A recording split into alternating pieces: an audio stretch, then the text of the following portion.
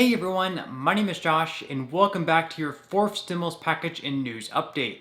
We have a lot of news to get into in today's video, but first, if you would like to receive 2 free stocks from Webull valued up to $2,300, make sure to claim them by clicking my link, which you will find in the description box below. Okay, so with Congress looking to pass 2 major pieces of legislation, Joe Biden is hot on the trail doing his best to convince Americans of his Build Back Better agenda. I tell you what, I would like to learn it. You see that? They'll come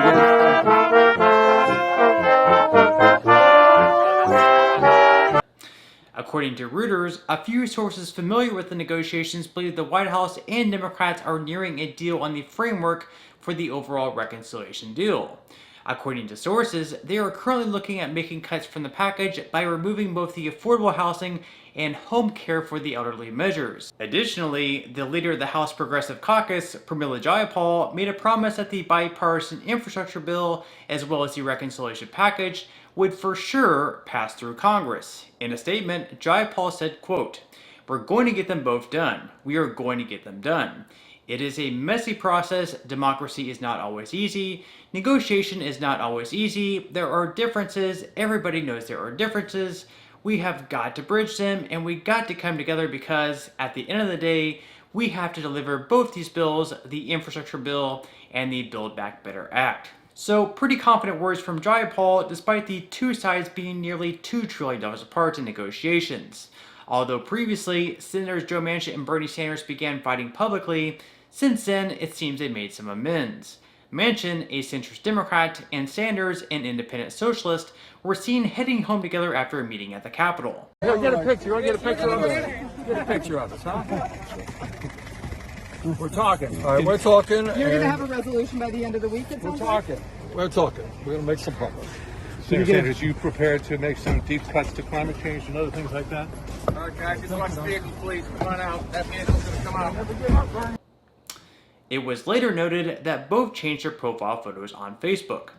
Senator Manchin also noted that he will continue working with Bernie Sanders and Senate Majority Leader Chuck Schumer in hopes of reaching a deal by, get this, the end of this week.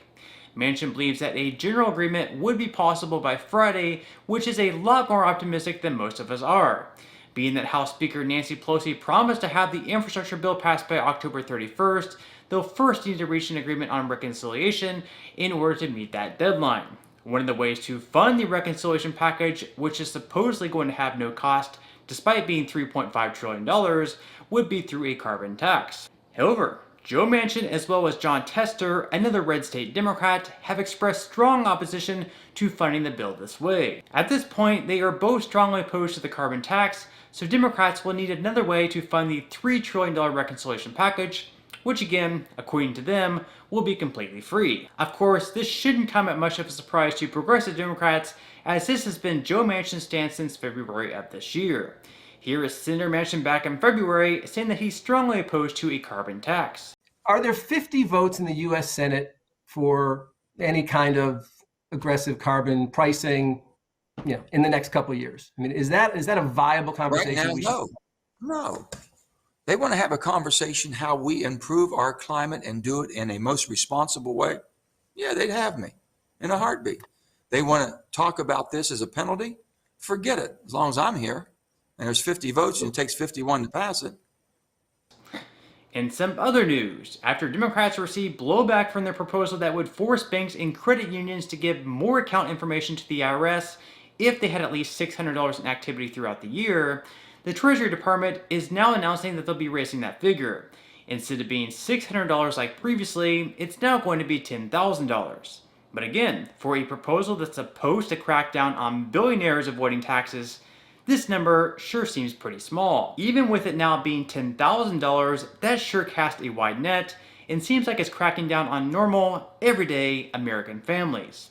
If they really wanted to crack down on billionaires avoiding taxes, shouldn't the number be at least $1 million?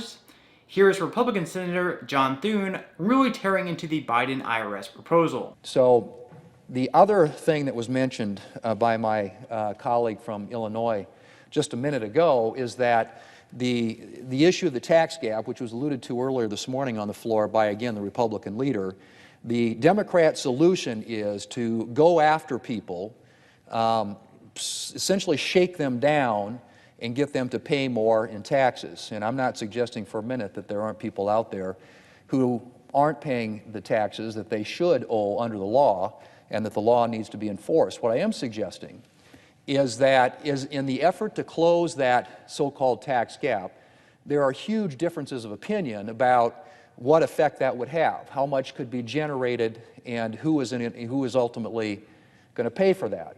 Well, now there's additional research out coming from the Joint Committee on Taxation that, in fact, the Democrat efforts to close the tax gap will hit lower income taxpayers the most. To say that none of the tax increases or none of the tax policies that are being proposed by the Democrats in their $3.5 trillion tax and spending spree proposal won't harm people who are making less than $400,000 a year is laughable under any plausible review of these tax policies and proposals. But this one in particular hits hardest at low-income taxpayers. According to the Joint Committee on Taxation, people making less than $50,000 a year will pay anywhere from 40 to 57% of all the revenue that's generated off of that one proposal. People making less than $100,000 a year will pay somewhere between 65 and 78% of all the taxes that are generated under that particular proposal in the Democrat plan. People making less than $200,000 a year would pay up to 90% of the amount generated under that particular proposal in the Democrats' plan. So people making less than $200,000 a year are going to be paying tens of billions of dollars more in taxes just on that one proposal, which is out there allowing the IRS essentially to snoop into people's personal transactions up to the $600 level.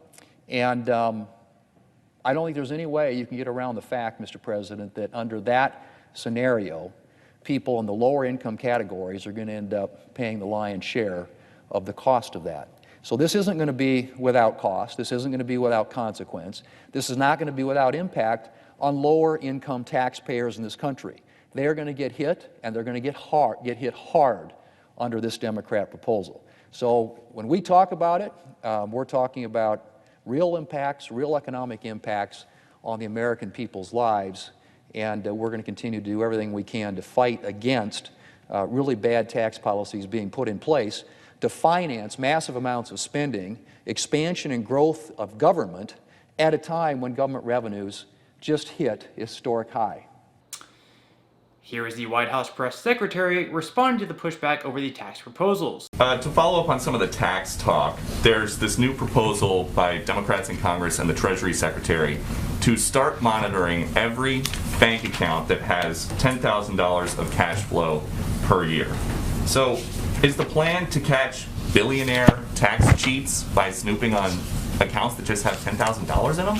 Well, that's not exactly an accurate description. So let me help you with an accurate description of what is actually happening here. And there was a statement by the Secretary of Treasury on exactly this, where she said in this statement, so just to reiterate, she deeply appreciates the work of Chairman Wyden and Chairman Neal's leadership on reconciliation, and in particular, the need to close the tax gap. At the core of the discrepancy in the ways types of income are reported to the IRS are opaque income sources, frequently avoid scrutiny, while wages and federal benefits are typically subject to full compliance. So people who get W-2s, whether they are teachers, firefighters, employees at Fox News, anywhere where they may be getting a W-2, that's not what we're talking about here. They're already reporting their income. We're talking about high net worth individuals who are not paying the taxes they owe, and that's what this policy would propose to address. But in the statement that you just cited, it says many top earners avoid paying billions in the taxes that they owe by exploiting the system. So why is it that you need to